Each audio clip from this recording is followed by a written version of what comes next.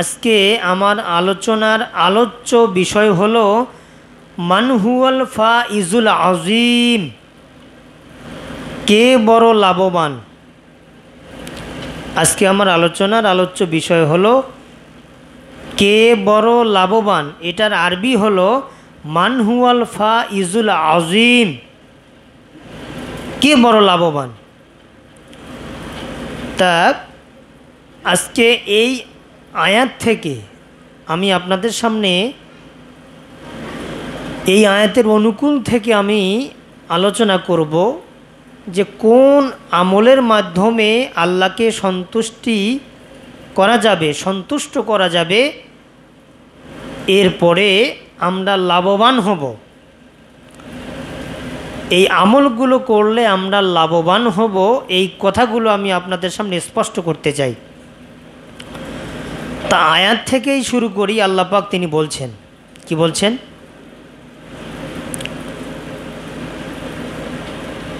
তুমিনুনা বিল্লাহি ওয়া রাসূলিহি ওয়া তুজাহিদুনা ফি সাবিলিল্লাহি বিআমওয়ালিকুম ওয়া আনফুসিকুম যালিকুম খায়রুল লাকুম ইন কুনতুম তা'লামুন يغفر لكم ذنوبكم ويدخلكم جنات تجري من تحتها الأنهار ومساكن طيبة في جنات عدن ذلك الفوز العظيم বলেন আল্লাহু আকবার।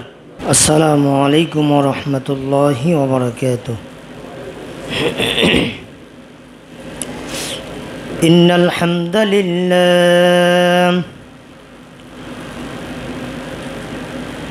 ওয়াসসালাতু ওয়াসসালামু আলা মান লা নাবিয়্যা বা'দা।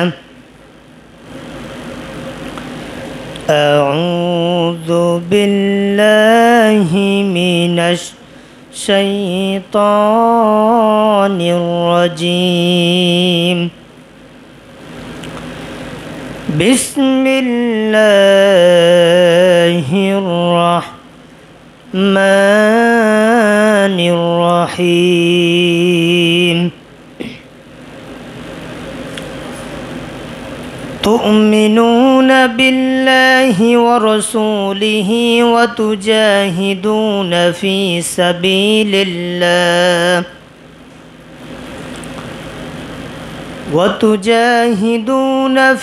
سبيل الله بأموالكم وأنفسكم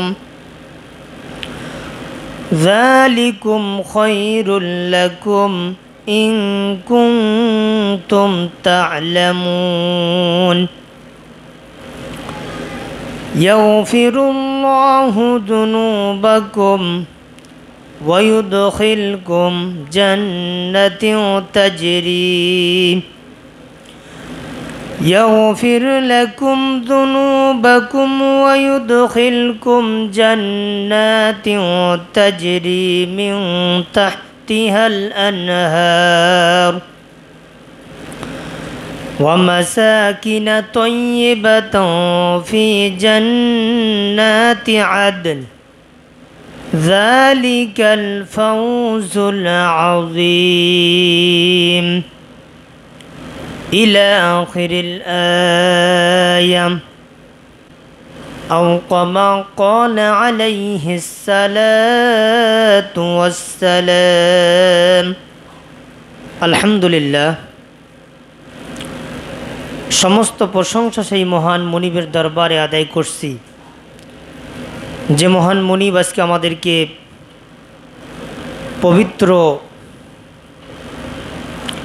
গুরুত্বপূর্ণ জুমার দিনে আমাদেরকে সার্বিকভাবে সুস্থতা রেখে পবিত্র শ্রেষ্ঠত্ব মহানত্ব গুরুত্বপূর্ণ একটি জুমার দিনে আমাদেরকে হায়াতে তৈয়বা, সিহাতে কুল্লিয়া, সেই মহান মুনিব আমাদেরকে দান করেছেন। সেই মহান মুনিবের দরবারে আমরা কালিমাতু শুকর আদায় করছি, বলেন আলহামদুলিল্লাহ। আকায়ে নামদার দজদারে মদিনা আহমদ মুস্তফা মোহাম্মদ মুস্তফা হুজুরে পুর নূর সৈয়দুল মুরসালিন শাফিউল মুস্তফা রসুলে আকরাম নূরে মুজস্সম হাবিবুল্লাহ রাসূলের শানে ছোট্ট একটি দরুদ সালাম বর্ষিত হোক।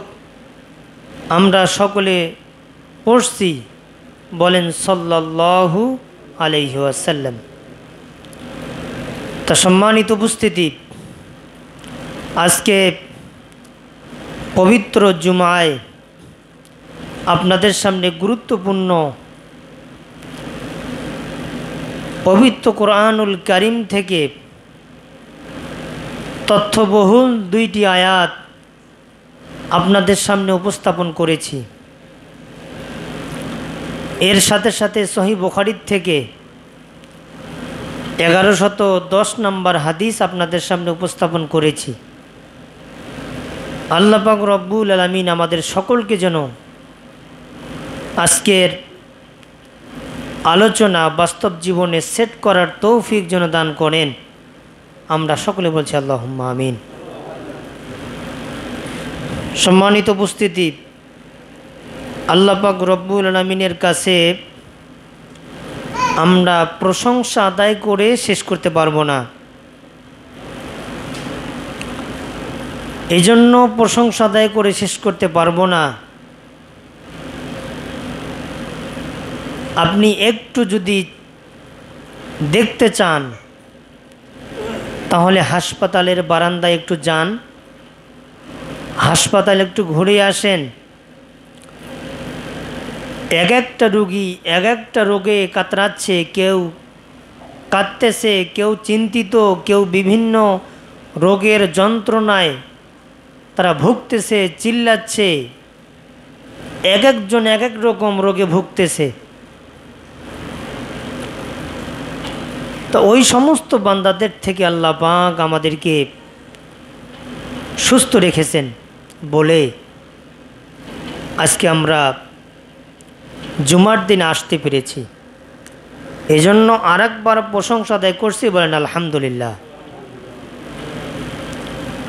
সম্মানিত উপস্থিতি, যে মাসটি আমাদের সামনে চলছে, প্রায় শেষ প্রান্তে আমরা মুহররম মাসে এসে গিয়েছি। এই মুহররম মাস সম্পর্কে অনেক কথা আলোচনা আমি করেছি। এর মধ্যে আমি বলতে চাই, যেহেতু আলোচনাগুলো রেকর্ড হয়, নেটে চলে যায়, এই জন্য আমি বলতে চাই যে অনেক আলেম ওলামার মুখ থেকে আমরা অনেক ঘটনাগুলো শুনতে পাই মুহররম সম্পর্কে। এর মধ্যে একজন খুব পরিচিত মুখ, খুব মহব্বতের আমার এক ব্যক্তি, যেহেতু আলোচনা তিনিও শুনতে পারবেন প্রযুক্তির মাধ্যমে, এজন্য বলতে চাই, তেনার আলোচনা গত জুমায় আমি শুনেছি। তিনি হজরত ইমাম হুসাইন রাদিয়াল্লাহু তাআলা আনহু সম্পর্কে তিনি বলেছেন যে বিয়ার ঘটনাকে লক্ষ্য করে অনেক ঘটনা তিনি এনেছেন। এর মধ্যে তেনার নেটের মাধ্যমে আমি দুইটা ভুল ধরেছি। সেটি হলো, এক নম্বর হলো তারাবি সম্পর্কে, দুই নম্বর হলো মুহররম মাস এটা আল্লাহর মাস, হাদিস কোরআনের বাইরে অতিরঞ্জিত কোনো কিছু কথা বক্তব্য দেয়া যাবে না। আমি বলেছিলাম 1 থেকে 27টি পয়েন্ট আমি বের করেছি। এগুলো কোরআন হাদিসে স্পষ্টভাবে আসেনি, এগুলো ভিত্তিহীন বানোয়াট।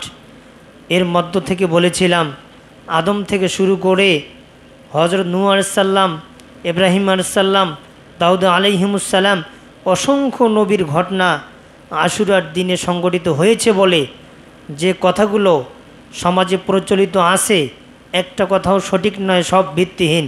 আমি আমার ভাইকে বলবো যে ভাই, আমি আপনার যে কথাগুলো আমি ভুল ধরেছি, আমি বলেছি নেটের মাধ্যমে, আমি বলতে চাই ভাই, আমি আপনার কথাগুলো স্পষ্ট আমি প্রমাণ করতে পারবো এই কথাগুলো কোরআন হাদিসের মধ্যে আসে নাই। এজন্য আমি আপনাকে বলছি একটু কোরআন হাদিস পড়ে যাচাই বাছাই করে তারপরে আপনি কথা বলেন, বললে আমাদের মাঝে কোনো বিতর্ক, কোনো সমস্যা আর দেখা দেবে না। আর আজকে আমি আপনাদের সামনে পবিত্র কোরআনুল কারীম থেকে সূরা সফ আয়াত নাম্বার 11-12 দুইটি আয়াত আপনাদের সামনে উপস্থাপন করেছি। এই আয়াত থেকে আজকে আমি কথা বলতে চাই। ওমা তৌফিক ইল্লা বিল্লাহ, আল্লাহ পাক যেন কবুল করেন। আজকে আমার আলোচনার আলোচ্য বিষয় হলো মান হুয়াল ফাইজুল আযীম, কে বড় লাভবান। আজকে আমার আলোচনার আলোচ্য বিষয় হলো কে বড় লাভবান। এটার আরবি হলো মান হুয়াল ফাইজুল আযীম, কে বড় লাভবান। তা আজকে এই আয়াত থেকে আমি আপনাদের সামনে এই আয়াতের অনুকূল থেকে আমি আলোচনা করব যে কোন আমলের মাধ্যমে আল্লাহকে সন্তুষ্ট করা যাবে, এরপরে আমরা লাভবান হব। এই আমলগুলো করলে আমরা লাভবান হব, এই কথাগুলো আমি আপনাদের সামনে স্পষ্ট করতে চাই। তা আয়াত থেকেই শুরু করি। আল্লাহ পাক তিনি বলছেন, কি বলছেন?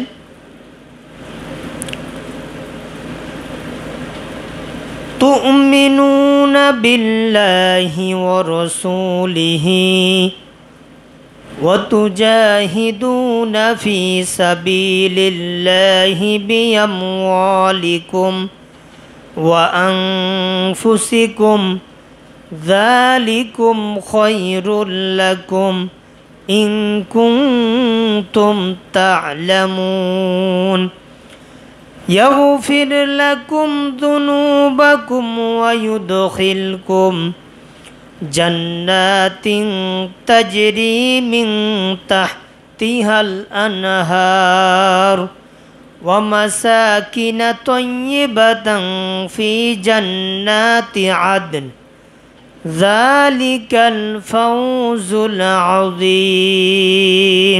বলেন আল্লাহু আকবার। এটা আমি আপনাদের সামনে তেলাওয়াত করলাম সূরা আস-সফ থেকে। কোন সূরা বলেন, নামটা বলেন তো? সূরা সফ, আয়াত নাম্বার 11-12। কয়টা আয়াত? দুইটা আয়াত। এই দুইটা আয়াত থেকে আমি আজকে আপনাদের সামনে বুঝাতে চাবো বা বুঝাবো আমি যে কে বড় লাভবান। তা এই আয়াতের ভিতরে আল্লাহ পাক রব্বুল আলামিন কয়েকটি শর্ত দিয়েছেন আয়াতের মধ্যে। লাভবান হতে গেলে কয়েকটি শর্ত পূরণ করতে হবে। এর মধ্যে 1 নম্বর হলো আল্লাহ বলেন তুমিনুনা বিল্লাহ, ঈমান আনতে হবে 1 নম্বরে আল্লাহর প্রতি। কার প্রতি? সবাই কথা বলেন, কার প্রতি? আল্লাহর প্রতি। 1 নম্বরে তুমিনুনা বিল্লাহ, আল্লাহর প্রতি ঈমান আনতে হবে। 2 নম্বরে হচ্ছে ওয়া রাসূলি, এবং রাসূলের প্রতি ঈমান আনতে হবে। তাহলে ঈমান আনা লাগবে 2 জনের উপরে। কয়জনের উপরে? 2 জন। 1 নম্বর হচ্ছে আল্লাহ, 2 নম্বরে হচ্ছে তেনার রাসূল। এই 2টার উপরে ঈমান আনতে হবে। তাহলে ঈমান কয়েক জুমা আগে আমি আপনাদের সামনে বলছিলাম যে ঈমান আসলে আনতে হয়, ঈমান আনতে হয়। ঈমান কিন্তু পাইলে হবে না, ঈমান আমরা পেয়েছি এটা নয়, ঈমান আনা লাগবে। ঈমান আনা লাগবে 1 নম্বরে আল্লাহর প্রতি, 2 নম্বরে কার প্রতি? রাসূলের প্রতি। তা এই যে ঈমান যে আপনি আনবেন, তাহলে 1 নম্বরে বিশ্বাস করতে হবে আল কোরআনকে। কাকে? আল কোরআনকে বিশ্বাস করতে হবে। এবং দ্বিতীয়ত রাসূলকে বিশ্বাস করতে হবে।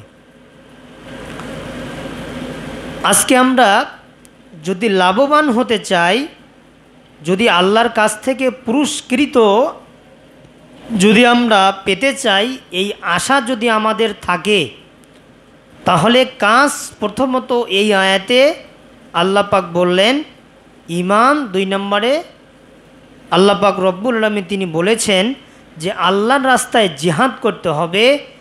আর কি দ্বারা? তার ধন সম্পদ এবং জীবন দ্বারা আল্লাহর রাস্তায় জিহাদ করতে হবে। এই জিহাদ এমনইভাবে করতে হবে, শুধু ছুরি দিয়ে জিহাদ করতে হবে এ কথা কিন্তু আল্লাহ বলেননি। আল্লাহ বলেছেন যে তোমরা জিহাদ করো। জিহাদের যে মূল অর্থ সেটা হলো তোমাদেরকে চেষ্টা চালাতে হবে দিনের জন্য। চেষ্টার অর্থই হচ্ছে আল জিহাদু, জেহাদ। এই চেষ্টা করতে করতে করতে করতে দেখা যাবে এমন একটা পর্যায়ে চলে আসছি, ওই পর্যায়ে আসার কারণে বাতিল্লা আমাকে আঘাত করতেছে, আমার প্রতি নির্যাতন চালাচ্ছে। ওই মুহূর্তে ওই নির্যাতনকে প্রতিরোধ করার জন্য যখন আপনি প্রতিহত করবেন, এটার নাম হচ্ছে আরেক প্রকার জিহাদ। বলেন সুবহানাল্লাহ। জিহাদ আল্লাহ পাক রব্বুল আলামিন পরের আয়াতে বলছেন যালিকুম খায়রুল লাকুম। অবশ্যই ওই কাজগুলোর মধ্যেই নিহিত আছে উত্তম, ভালো ওই কাজগুলো তোমাদের জন্য। ইন কুনতুম তা'মালুন, অথবা ইন কুনতুম তা'লামুন, যদি তোমরা জানতে পারো, যদি তোমরা জানো কত কল্যাণ, কত রহমত, কত বরকত, কত আল্লাহর দয়া আল্লাহ পাক রেখেছেন ঈমান আনার পিছনে, রাসূলের প্রতি ঈমান আনার পিছনে, আল্লাহর প্রতি ঈমান আনার পিছনে, ধন সম্পদ জান মাল দিয়ে আর আল্লাহর রাস্তায় জিহাদ করার পিছনে যে কল্যাণ, যে উত্তম কাজ, এর বাইরে আর কোনো কাজেই হতে পারে না। এর বাইরে আর কোনো কাজ হতে পারে না। তারপরে আল্লাহ বললেন ইয়াগফির লাকুম যুনুবাকুম, ওই সমস্ত বান্দাদেরকে আমি আল্লাহ ক্ষমা করে দেব। বলেন সুবহানাল্লাহ। তারপরে আল্লাহ বলছেন ওয়ায়ুদখিলকুম, আমি তাদেরকে প্রবেশ করাবো জান্নাত, জান্নাতে তাজরি মিন তাহতিহাল আনহার, এমন একটা জান্নাত আমি আল্লাহ পাক রব্বুল আলামিন তাদেরকে দান করব। তাদের নিচ দিয়ে, জান্নাতের তল দেশ দিয়ে ঝর্ণাধারা প্রবাহিত। ওমাসাকিনা তয়্যিবাতান ফি জান্নাতি আদন, সেই জান্নাতের নাম হলো জান্নাতুন আদন। এই জান্নাতে তারা অবস্থান করবে। তারপরে আল্লাহ বললেন যালিকাল ফাউজুল আযীম, এরাই লাভবান। বলেন সুবহানাল্লাহ। তাহলে দেখেন আমার আজকের আলোচনার আলোচ্য বিষয় হলো কে বড় লাভবান। আর আল্লাহ এখানে শেষে বললেন কি যালিকাল ফাউজুল আযীম, এই কাজগুলো যারা করবে, 1 নম্বর আল্লাহর প্রতি ঈমান, 2 নম্বর রাসূলের প্রতি ঈমান, 3 নম্বর জিহাদ করতে হবে ধন সম্পদ দিয়ে, মাল দিয়ে। তারপরে আল্লাহ বলতেছে যদি তোমরা জানতে পারো এই কাজগুলোতে কত কল্যাণ, কত উত্তম, কত শ্রেষ্ঠত্ব, কত মহানত্ব, কত বরকতপূর্ণ এই কাজগুলোর মধ্যে। এই কাজগুলো যদি তোমরা করো, ওয়াগফির লাকুম, আমি আল্লাহ ক্ষমা করে দেবো, জুনুবাকুম, তোমাদের জীবনের যত অপরাধ। তারপরে আল্লাহ বললেন জান্নাতিন, এমন জান্নাত দেব, তাজরি মিন তাহতিয়াল আনহার, এই জান্নাতের মধ্যে তলদেশে আছে নদী, ঝর্ণাধারা, এমন নদী। তারপরে ওমাসাকিনা তয়্যিবাতান ফি জান্নাতে আদন, ওই জান্নাতটার নাম হলো জান্নাতে আদন। তারপরে আল্লাহ বলছে দালিকাল ফাউজুল আজিম, এই কাজগুলো করলেই তোমরা লাভবান। বলেন সুবহানাল্লাহ, তোমরা লাভবান। এক নম্বর গেল। এখন আরেক প্রকার হলো দ্বিতীয় নম্বর প্রকার। এবার হাদিস সহিহুল বুখারী 1110 নম্বর হাদিস। এই হাদিসের রাবি হচ্ছে আবু কাতাদা রাজিয়াল্লাহু তাআলা আনহু। তিনি বলেন, কি বলেন? লাভবান হতে গেলে 2 নম্বর কাজ হলো উজু করে 2 রাকাত সালাত আদায় করা। বলেন সুবহানাল্লাহ। কি করে? উজু করে 2 রাকাত সালাত আদায় করা। এই সালাতের নাম হলো তায়াতুল উজুর সালাত, অথবা মসজিদে ঢুকলেই এই সালাত, নতুবা দুখুলুল মসজিদ 2 রাকাত, 2টার যে কোনো একটা সালাত ঢুকলেই আদা করলেই হয়ে যাবে। এজন্য হাদিসটা আসছে সহিহ বুখারীতে 1110 নম্বর হাদিস। আল্লাহ নবী বলছেন ইযা দাখালা আহাদুকুমুল মসজিদ, ইযা যখন দাখালা প্রবেশ করবে মসজিদে, ফালা অতঃপর না ইয়াজলিস বসবে না, হাত্তা ততক্ষণ না পর্যন্ত ইউসাল্লিয়া রাকাতাইনি 2 রাকাত সালাত আদায় না করা পর্যন্ত। কয় রাকাত? 2 রাকাত। এই ঘোষণা কার? আল্লাহ নবীর। কার? বলেন কার? আল্লাহ নবীর। আল্লাহ নবী বলল যে সফল কাম হবে, লাভবান হবে তারা 2 নাম্বার হলো মসজিদে ঢুকেই 2 রাকাত সালাত আদায় করবে যারা। বলেন সুবহানাল্লাহ। শর্ত হলো উজু করার পরে যদি আপনি মসজিদে আসেন 2 রাকাত ঢুকে পড়বেন। বাড়িতে যদি উজু করে আসতে চান তা বাড়িতেও আপনি 2 রাকাত সালাত আদায় করতে পারবেন, এটা সুযোগ দেয় ইসলাম। তা আল্লাহ নবী বলল যে উজু করার পরেই তোমরা 2 রাকাত সালাত আদায় করবে, এটা করলেই তোমরা লাভবান হবে। এখন 3 নাম্বার আসেন। উজু করার পরে যারা কালিমায়ে শাহাদাত পাঠ করবে, কালিমায়ে শাহাদাত যদি কেউ পাঠ করে উজু করার পরে, আল্লাহর নবী সাল্লাল্লাহু আলাইহি ওয়াসাল্লাম তিনি বলেছেন জান্নাতের 8টি দরজা আল্লাহ পাক খুলে দিবেন। বলবেন না সুবহানাল্লাহ? জান্নাতের কয়টি দরজা? 8টি দরজা আল্লাহ পাক খুলে দেবেন।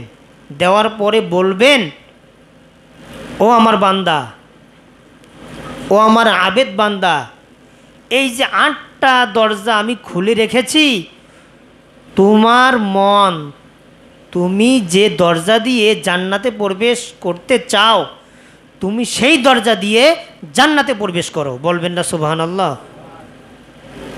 এটা কোথায় আছে? সহিহ মুসলিমে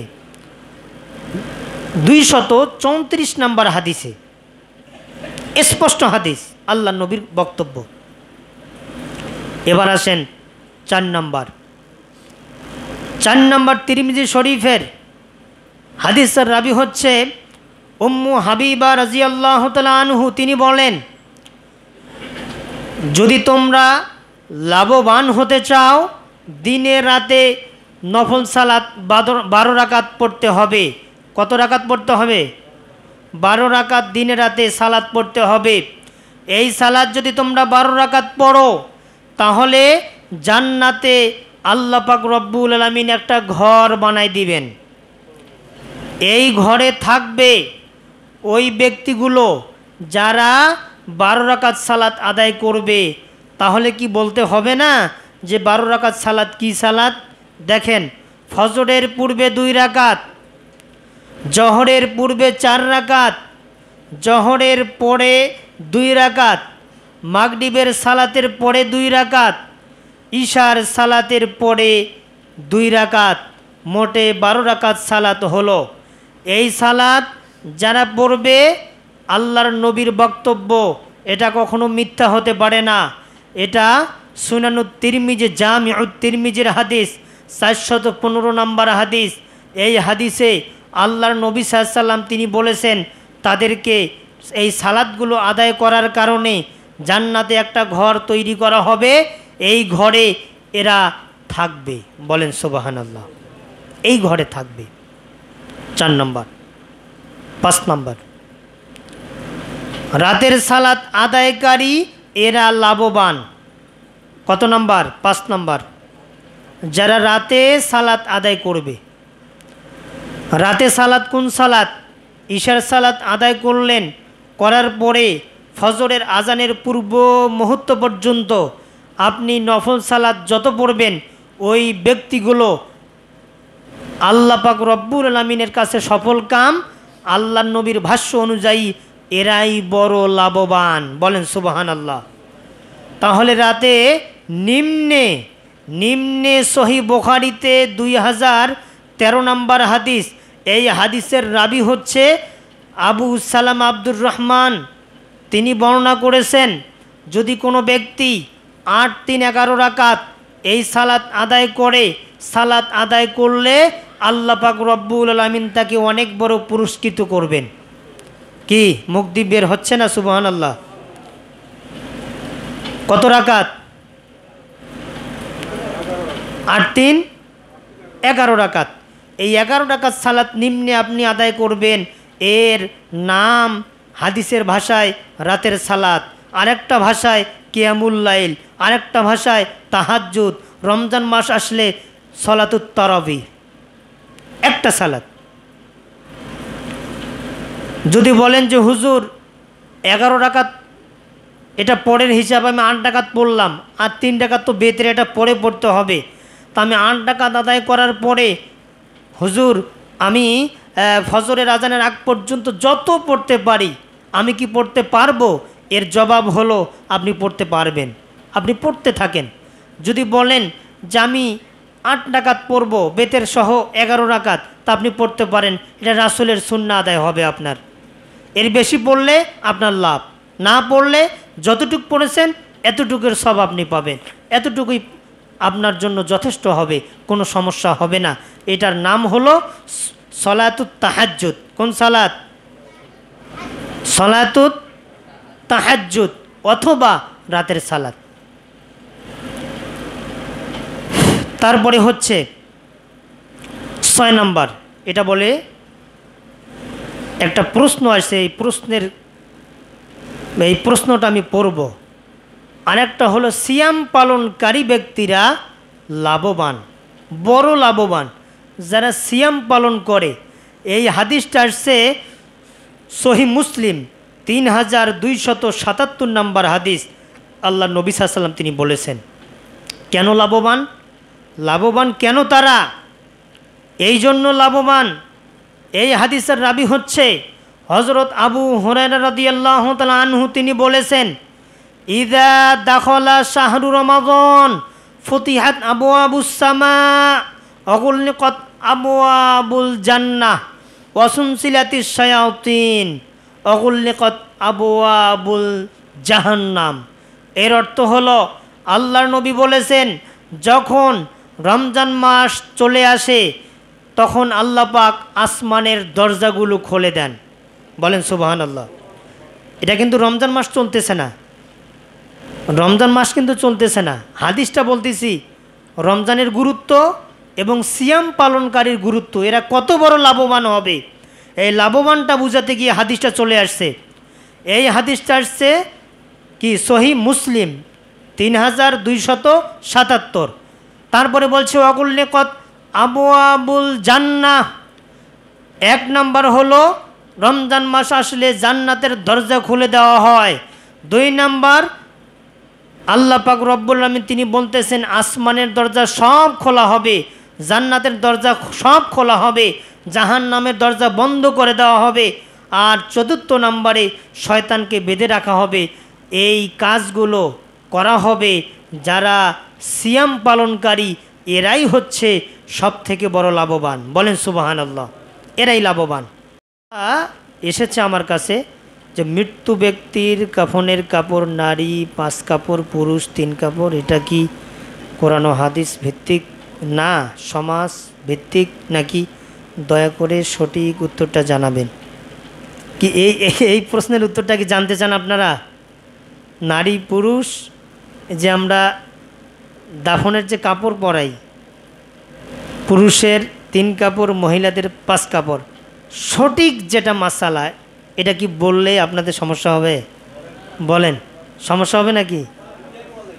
হ্যাঁ হ্যাঁ, যদি সমস্যা না হয় বলবো হাদিসের, আমার বাবার কথা নয়, হাদিসের কথা। এই কথাটা সম্ভবত 2-1 জুমা আগে মনে হয় তুলছিলাম, শেষ করতে পারি না। কি মনে আছেন আপনাদের?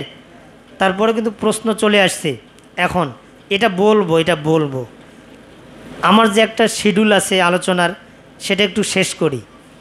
সেটা হলো কি, যদি আলেম ওলামা থাকেন এখানে, আমার প্রশ্নের জবাবটা দিতে হবে। যদি আলেম থাকেন, যদি না থাকে প্রশ্ন করবেন। এই জামাতের লোকেরা একটু জেনে নেবেন, আমি তো ব্যাখ্যাটা দিচ্ছি।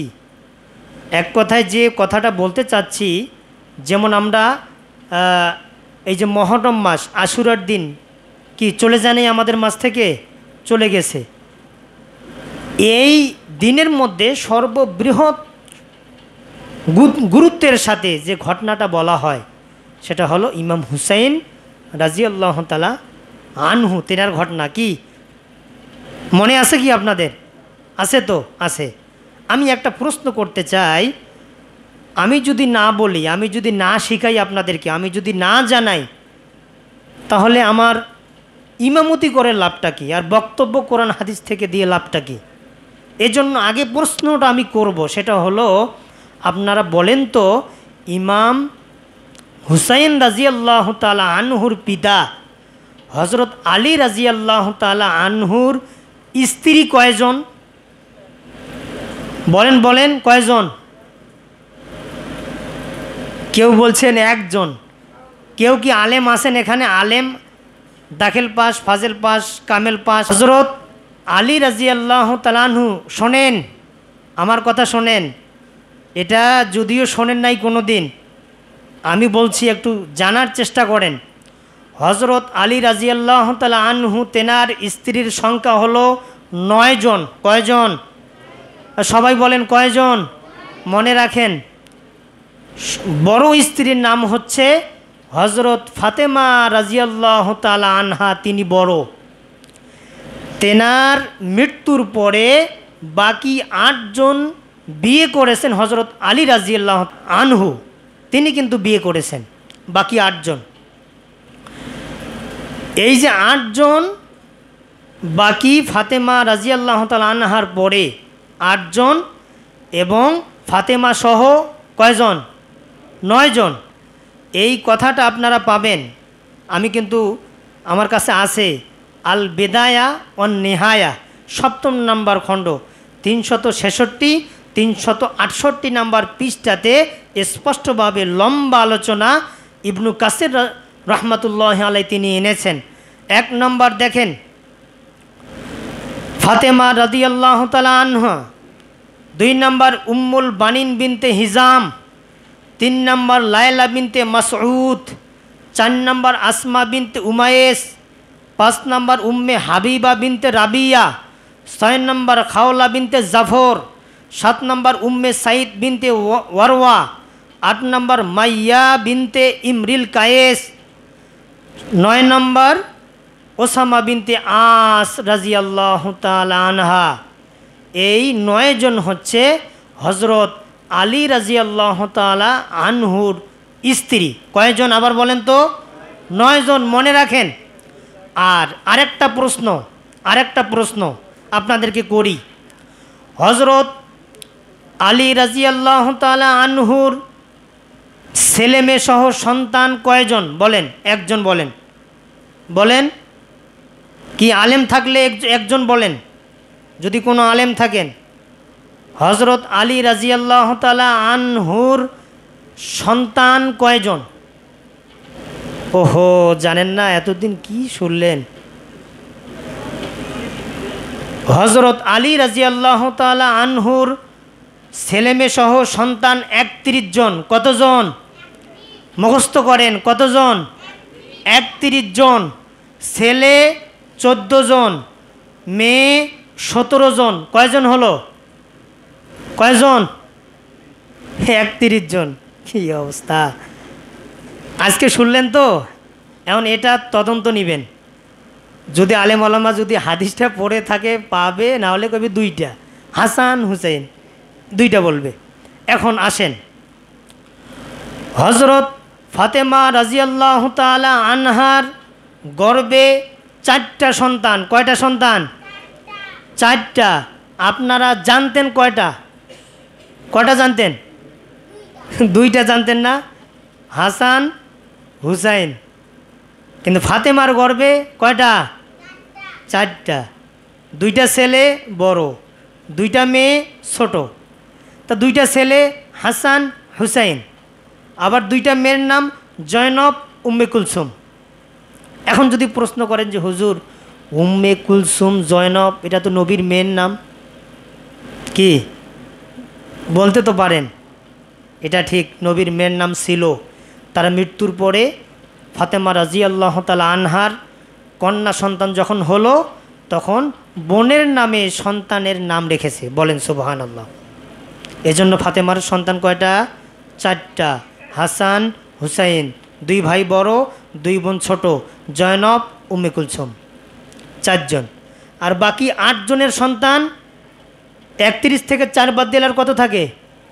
27 না কত? 27 জন বাকি 8 জনের। আর ফাতেমার কয়জন? 4 জন। এটা পাবেন কোথায়?